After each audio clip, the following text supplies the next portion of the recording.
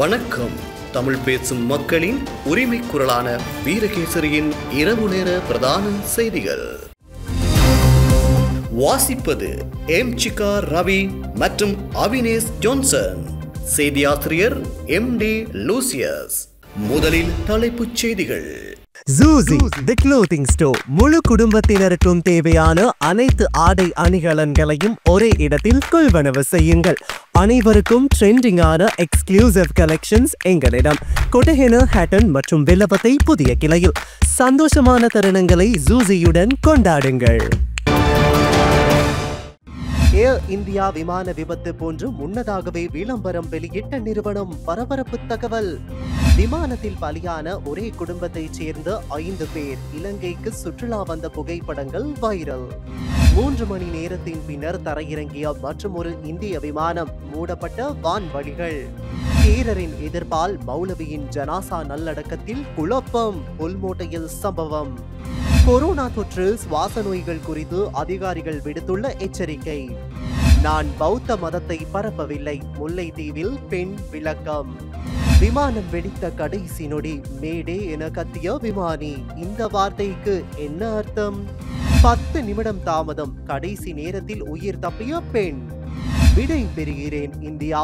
கவனத்தை ஈர்க்கும் பிரித்தானிய பயணியின் கடைசி இன்ஸ்டாகிராம் பதிவு. உள்நாட்டு செய்திகள்.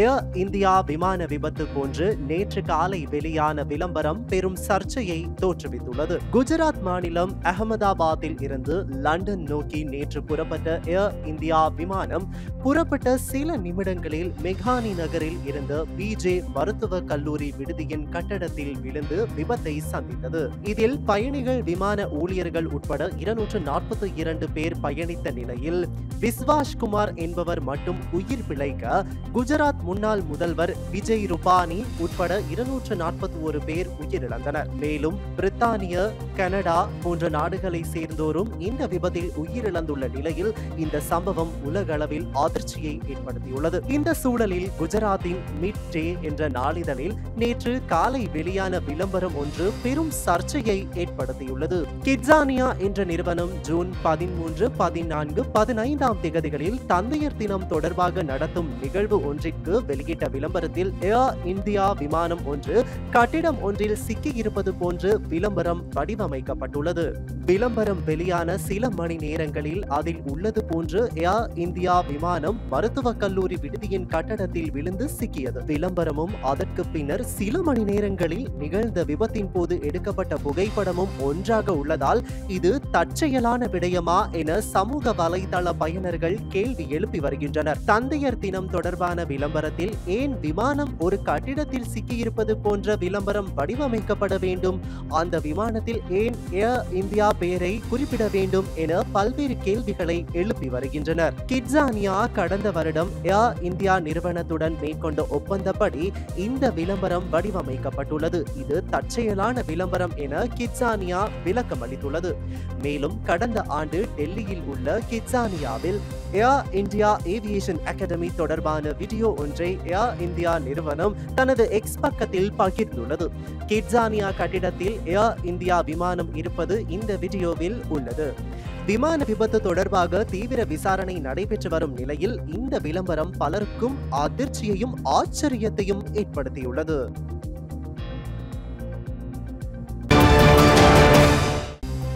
குஜராத் மாநிலம் அகமதாபாத்தில் இருந்து லண்டனுக்கு பயணித்த ஏர் இந்தியா விமானம் நேற்று மதியம் பாரிய விபத்துக்குள்ளானது. இந்த விபத்தில் ஒரே குடும்பத்தைச் சேர்ந்த 5 பேர் உயிரிழந்துள்ள சம்பவம் பெரும் சோகத்தை ஏற்படுத்தியுள்ளது.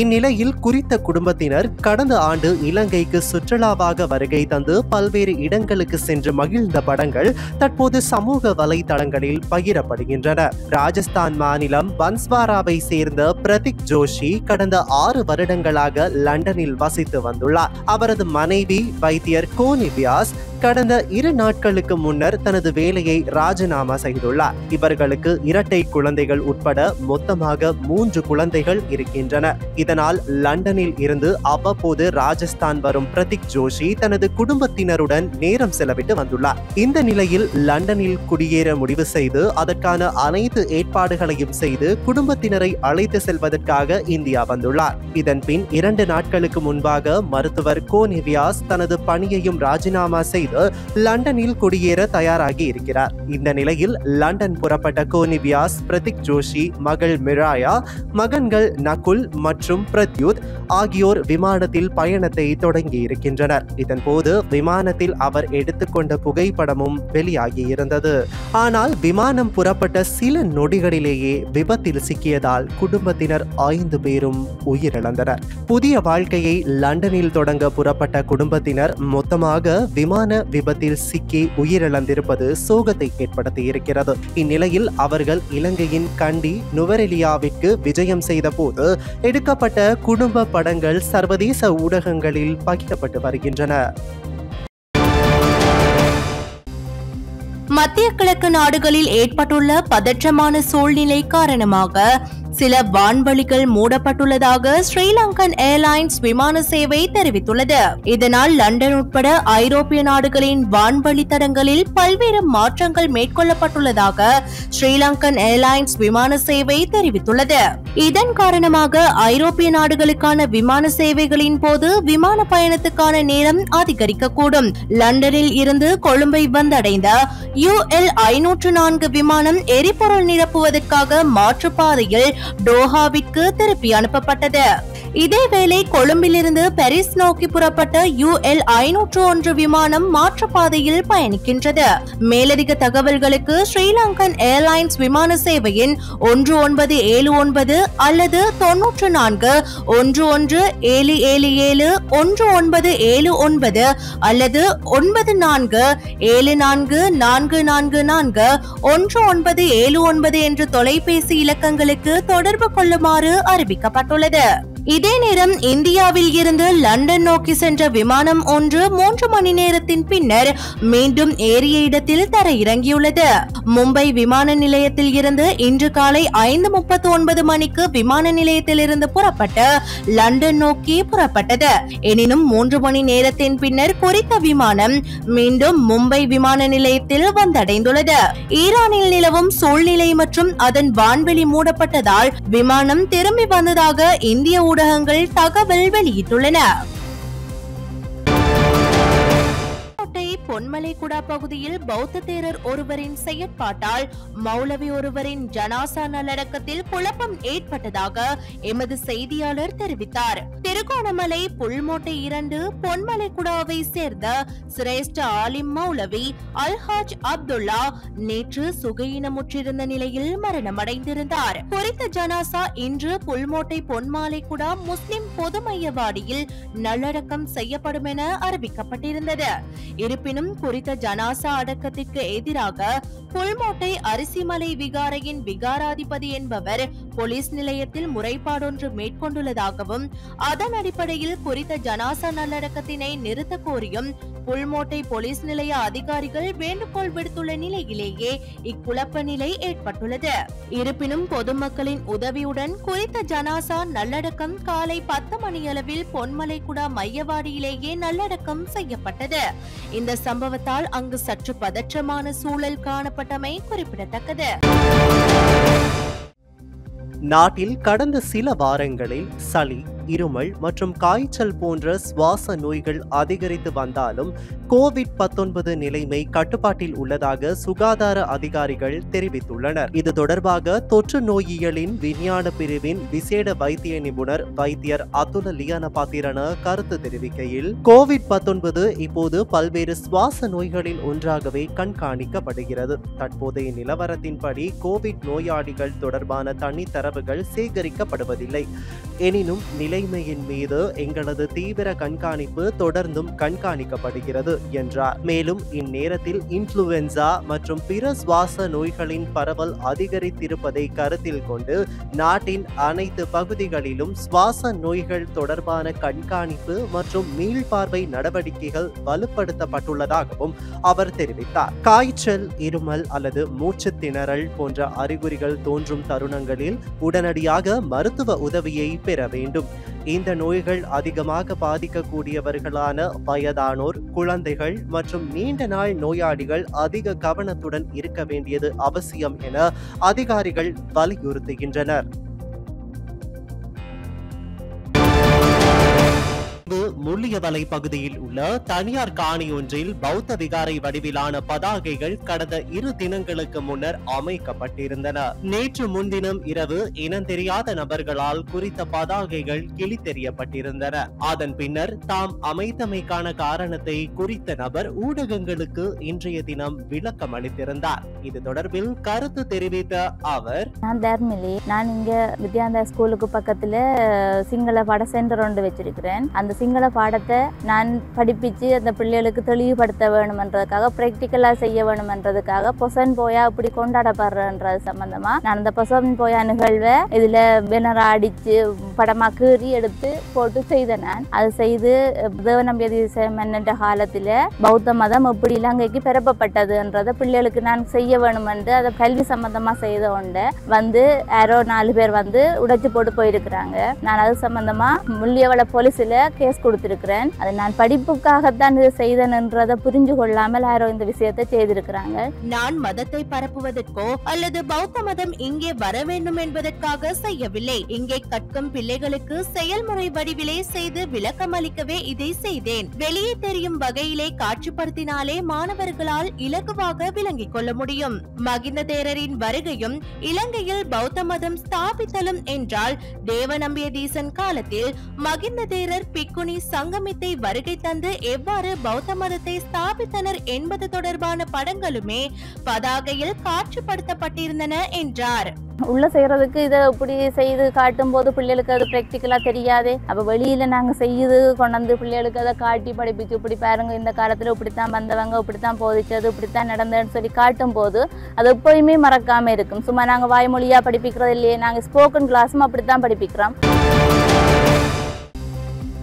குஜராத்தின் அகமதாபாத்தில் இருந்து 242 பேருடன் லண்டன் செல்லும் ஏர் இந்தியா விமானம் பயணத்தை ஆரம்பித்து சில நிமிடங்களில் கீழே விழுந்து நொறுங்கி தீப்பிடித்தது. வியாழக்கிழமை ஏற்பட்ட இந்த பயங்கர விபத்தில் குஜராத் முன்னாள் முதல்வர் விஜய் ரூபானி உட்பட விமானத்தில் சென்ற 241 பேர் உயிரிழந்தனர். தரையில் விழுந்த விமானம் மருத்துவ கல்லூரி விடுதியில் மோதியதில் மருத்துவ மாணவர்கள் 10 பேரும் இந்த விபத்தில் பரிதாபமாக உயிரிழந்தனர். குஜராத்தின் அகமதாபாத் விமான நிலையத்திலிருந்து ஏர் இந்தியாவின் போயிங் 787-8 ட்ரீம் லைனர் லண்டனுக்கு நேற்று பகல் 1:38க்கு புறப்பட்ட சில நிமிடங்களில் அந்த விமானம் உயரே பறக்க முடியாமல் தடுமாறி கீழே தரையிறங்கி மோதி தீப்பிழமாக வெடித்து சிதறியது. அதற்கு முன் அந்த விமானத்தின் பைலட் கேப்டன் சுமித் சபர்வால் விமான கட்டுப்பாட்டு அறைக்கு மேடே அழைப்பு விடுத்துள்ளார். இது விமானம் மற்றும் கப்பல் போக்குவரத்தில் உயிருக்கு ஆபத்தான சூழ்நிலை ஏற்படும் போது பைலட் அல்லது கப்பல் கேப்டன் விடுக்கும் அவசர கால அழைப்பு. இது சர்வதேச அளவில் பின்பற்றப்படும் நடைமுறை. பிரெஞ்சு வார்த்தை மெய்டர் என்றால் உதவுங்கள் என்று அர்த்தம். அதில் இருந்து உருவானதுதான் மேடே. இது கடந்த 1920ஆம் ஆண்டு உலக அளவில் அறிமுகப்படுத்தப்பட்டது. இயந்திரம் பழுது, பயணத்தின் போது தீ விபத்து, கட்டுப்பாட்டை இழத்தல், பாதுகாப்புக்கு அச்சுறுத்தல் ஏற்படும் நேரங்களில் பைலட் விமான கட்டுப்பாட்டு அறைக்கு இந்த தகவலை தெரிவிப்பார். சில சமயங்களில் ஆபத்தான சூழ்நிலையில் உள்ள விமானம் மற்றும் கப்பல் தகவல் தொடர்பை இழந்த சூழலில் அருகில் உள்ள விமானம் மற்றும் கப்பல் மேடே அழைப்பை விடுக்கும். போயிங் 787-8 ட்ரீம் லைனர் விமானம் ஓடு பாதையில் இருந்து புறப்பட்ட சிறிது நேரத்திலேயே மேலே எழும்ப தேவையான உந்துதல் கிடைக்காமல் தடுமாறியமை வீடியோ பகுப்பாய்வின் அடிப்படையில் தெரிய வந்துள்ளது. இந்த நேரத்தில் விமானத்தை மேலே எழுப்ப தேவையான அவசர முயற்சிகளை விமானி மேற்கொண்டிருப்பார். ஆனால் அவரது கட்டுப்பாட்டை மீறி தொடர்ந்து விமானம் கீழே இறங்கியுள்ளது. 174 நாட்ஸ் என்பதே விமானம் அடையக்கூடிய அதிகபட்ச வேகம். அது இன்னும் இன்னும் அதிகமாக இருந்திருக்க வேண்டும். ஆனால் குறித்த விமானத்தின் இயந்திரம் போதுமான சக்தியை உருவாக்கவில்லை. இதனால் புறப்படும் போது சரியாக இருந்த விமானத்தால் மேலே பறக்க முடியாமல் தடுமாறி கீழே இறங்க தொடங்கியுள்ளது. இது இயந்திரத்தின் சக்தியை இழந்தால் மட்டுமே நிகழும். இதே நேரம் மேலதிக விசாரணையில் சரியான காரணம் வெளிப்படும் என்று முன்னாள் சிரேஷ்ட விமானி கேப்டன் சௌரவ் பட்நாகர் தெரிவித்தார்.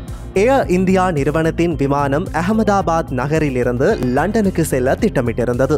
அந்த விமானம் புறப்பட்ட ஒரு நிமிடத்துக்குள்ளேயே விபத்தில் சிக்கியதாக விமானங்களின் இயக்கத்தை கண்காணிக்கும் ஃபிளைட் ரேடார் 24 நிறுவனம் தெரிவித்துள்ளது. அந்த விமானத்திலிருந்து கட்டுப்பாட்டு அறைக்கு கடைசி சமிக்ஞை 1:38 மணிக்கு கிடைத்ததாகவும் அந்த நிறுவனம் தெரிவித்துள்ளது. 625 அடி உயரம் வரை பறந்த நிலையில் விபத்தில் சிக்கிய அந்த விமானம் பின்னர் தரையை நோக்கி நிமிடத்துக்கு 475 அடி வேகத்தில் விழுந்ததாகவும் ஃபிளைட் ரேடார் 24 நிறுவனம் தெரிவித்துள்ளது.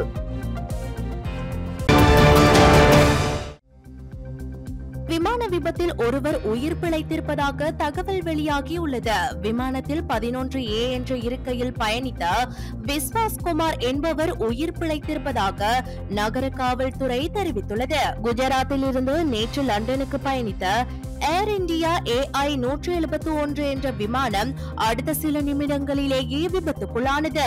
புறப்பட்ட சில நிமிடங்களிலேயே அந்த விமானம் மேகானி நகர் குடியிருப்பு பகுதியில் உள்ள பயிற்சி மருத்துவர் குடியிருப்பில் மோதியது. இந்த விபத்தில் 290 பேர் உயிரிழந்திருக்கலாம் என தகவல் வெளியாகியுள்ளது. மேலும் மருத்துவக் கல்லூரி மாணவர்கள் தங்கியிருந்த விடுதியில் மோதியதால் அங்கிருந்தவர்களும் உயிரிழந்துள்ளதால் இந்த பலி எண்ணிக்கை அதிகரித்துள்ளது. இந்நிலையில் இந்த விமான விபத்தில் ஒருவர் உயிர் பிழைத்திருப்பது ஆச்சரியத்தையும் சந்தோஷத்தையும் ஏற்படுத்தியுள்ளது. விமானத்தில் 11A என்ற இருக்கையில் பயணித்த விஸ்வாஸ் குமார் என்பவர் உயிர் பிழைத்திருப்பதாக போலீசார் தெரிவித்துள்ளனர். உயிர் தப்பிய நிலையில் அவர் மருத்துவமனையில் சிகிச்சைக்காக அனுமதிக்கப்பட்டுள்ளார். பிரித்தானிய நாட்டைச் சேர்ந்த அவர் தனது சகோதரருடன் பயணம் செய்ததாகவும் குடும்பத்தினரை பார்க்க இந்தியா வந்ததாகவும் தகவல் வெளியாகியுள்ளது. எனினும் இந்த விபத்தில் அவரது சகோதரர் தொடர்பாக எந்த செய்திகளும் வெளியாகவில்லை. இது தொடர்பாக உயிர் பிழைத்த விஸ்வாஸ் குமார், எனக்கு சுய நினைவு திரும்பிய போது என்னை சுற்றி பல உடல்கள் கிடந்தன. நான் பயந்து விட்டேன். பின்னர் நான் எழுந்து ஓடினேன். விமானத்தின் பாகங்கள் எல்லா இடங்களிலும் சிதறி கிடந்தன. இதன் போது யாரோ ஒருவர் என்னை ஆம்புலன்ஸில் ஏற்றி மருத்துவமனைக்கு அழைத்து சென்றார் என தெரிவித்துள்ளார். ஏர் இந்தியாவின் போயிங் 787-8 ட்ரீம் லைனர் விமானத்தில் 11A இருக்கை எக்கானமி வகுப்பில் முதல் வரிசையில் உள்ளது. இந்த ஜன்னல் இருக்கை விமானத்தின் வலது பக்கத்தில் உள்ளது. மேலும் விமானத்தின் இருக்கைக்கு 2 வரிசைக்கு முன்னதாக உள்ளது. நெருக்கடியான சமயங்களில் வெளியேறும் அவசர வழியை ஒட்டியே இந்த 11A இருக்கை அமைந்துள்ளது. விபத்து நடக்கும் சில நொடிகளுக்கு முன் பயணிகளிடம் எமர்ஜென்சி தகவல் விதிப்படி தெரிவிக்கப்பட்டது. இதை பயன்படுத்தி அந்த பயணி அவதானமாக இருந்திருக்கலாம் என தெரிவிக்கப்படுகின்றது. சீட் பெல்ட் அணியாத இவர் விமானம் தரைக்கு அருகே வந்து சரியாக மோதும் நொடி சுதாரித்துள்ளார். விமானத்தில் ஏற்பட்ட பிளவை பயன்படுத்தி அதன் வழியாக அப்படியே எகிரி குதித்து காயங்களோடு பிழைத்துள்ளார். இந்த நிலையில் விமான விபத்து நடைபெற்ற இடத்தில் உள்துறை அமித் ஷா ஆய்வு நடத்தி ஆலோசனை மேற்கொண்டு வருகிறார். இதற்கிடையே விமான விபத்தில் உயிரிழந்தோருக்கு தலா ரூபாய் 1 கோடி வழங்கப்படும் என டாடா குழும தலைவர் சந்திரசேகரன் அறிவித்துள்ளார். மேலும் விமான விபத்தில் காயமடைந்தோரின் முழு சிகிச்சை செலவையும் தாமே ஏற்பதாக அவர் தெரிவித்துள்ளார். இதே நேரம் விமானத்தில் இருந்து குதித்து கடைசி நொடியில் உயிர் தப்பி வைத்தியசாலையில் அனுமதிக்கப்பட்டுள்ள நபரை பிரதமர் நரேந்திர மோடி நேரில் சென்று உடல் நலன் குறித்து அவரிடம் கேட்டறிந்து கொண்டார்.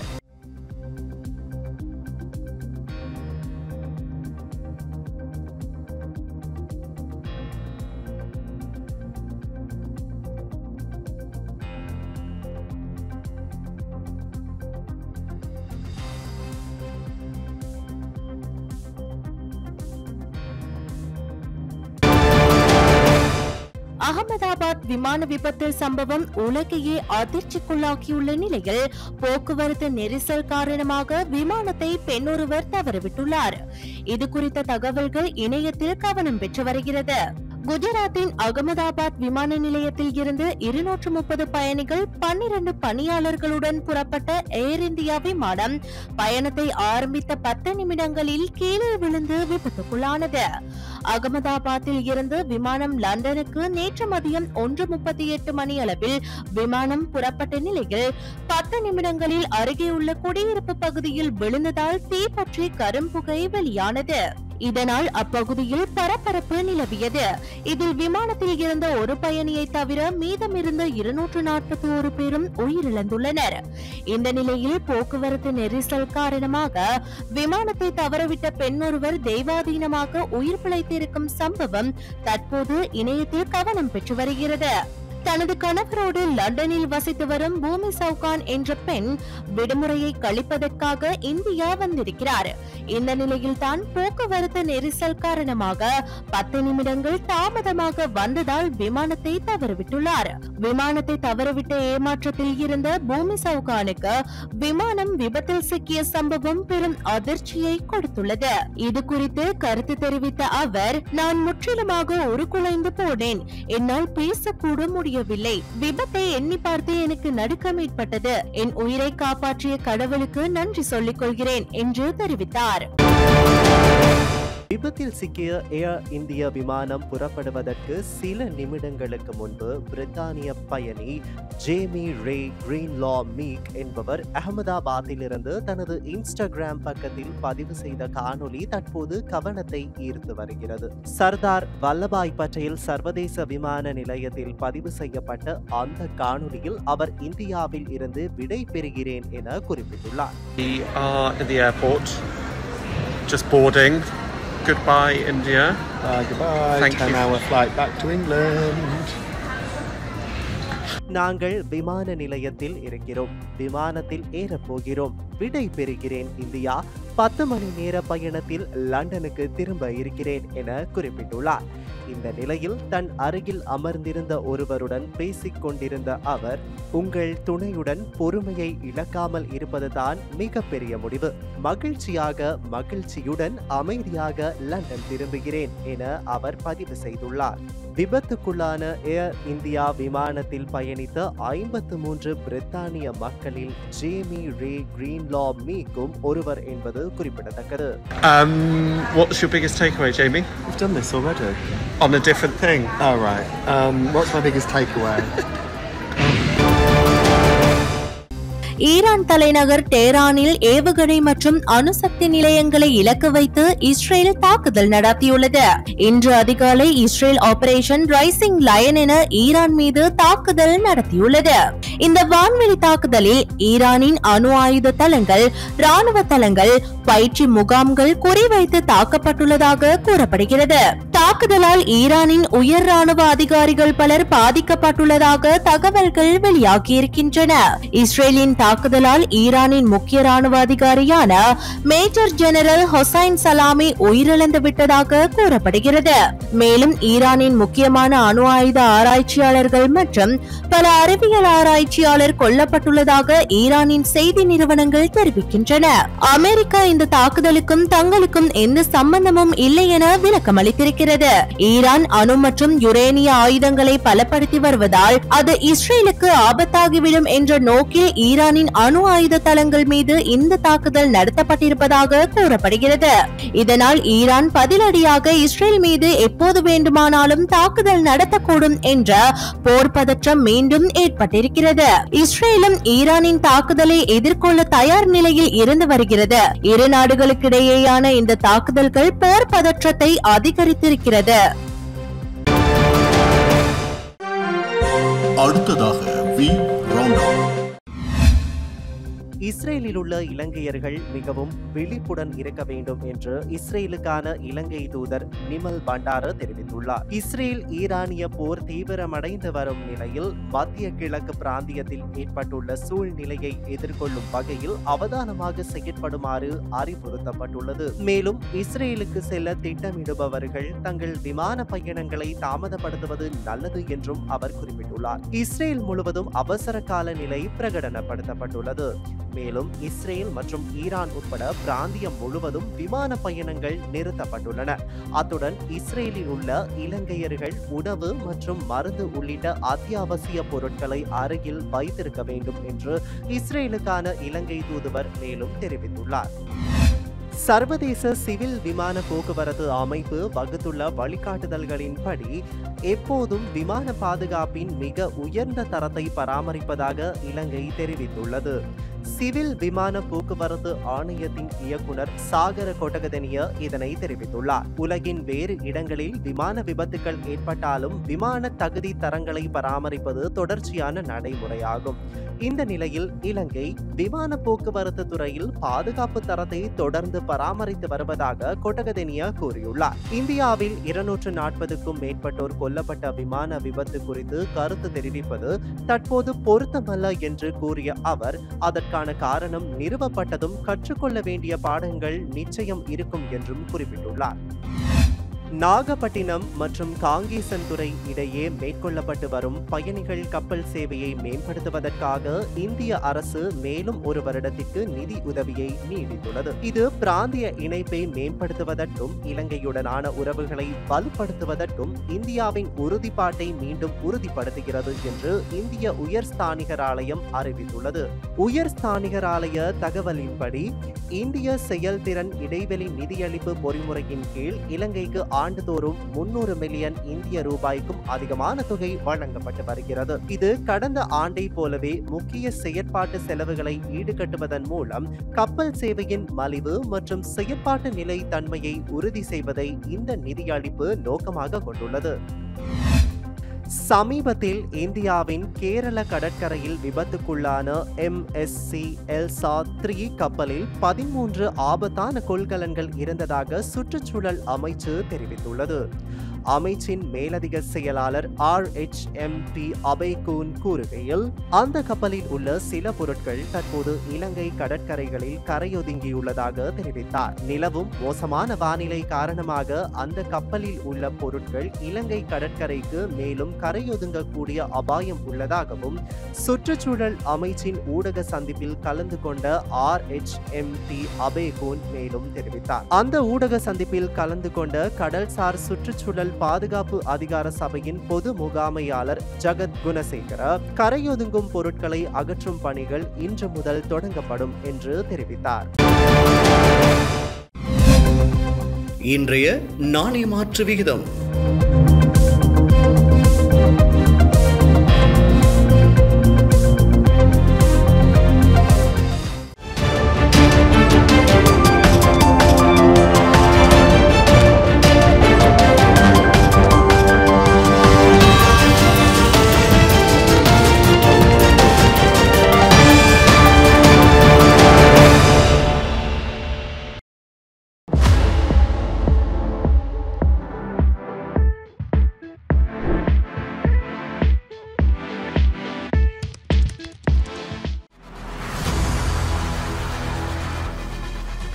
இலங்கையின் முதல் நிலை முதற்தர செய்தி வழங்குனர் வீரகேசரியின் குறுந்தகவல் செய்திகளை உடனுக்குடன் தமிழில் பெற்றுக்கொள்ள டயலாக் வலையமைப்பிலிருந்து REG இடைவெளி வீக்கி என்று பதிவிட்டு 87 960 என்ற எண்ணுக்கு குறுஞ்செய்தி ஒன்றை அனுப்புங்கள்.